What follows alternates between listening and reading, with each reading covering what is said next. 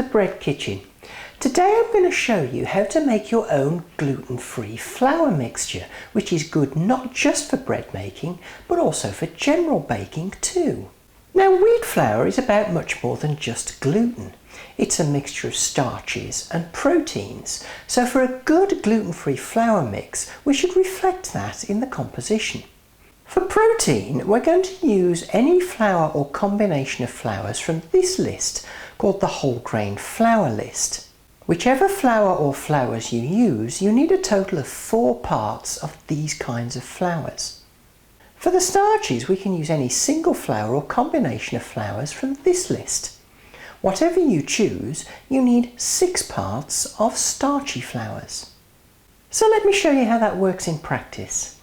So here are the flours I'm going to use for my gluten-free flour mixture.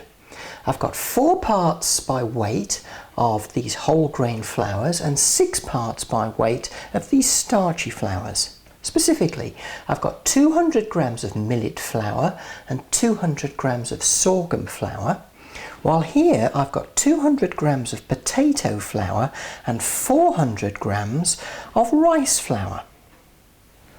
Now, to make my blend, it's as simple as putting all the flours into a large enough container, popping on a lid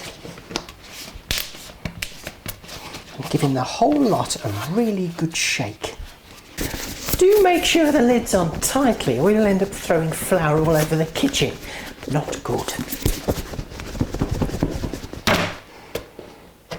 There we are. There's your flour mixture.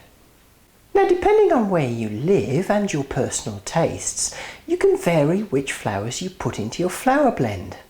It may depend on availability and it may depend on cost. But whichever way, remember to stick to the 4 parts whole grain, 6 parts starch rule. In the next video, I'll show you how to use this flour blend to make a really simple gluten-free loaf. Thanks for watching, and do join me next time in the Bread Kitchen.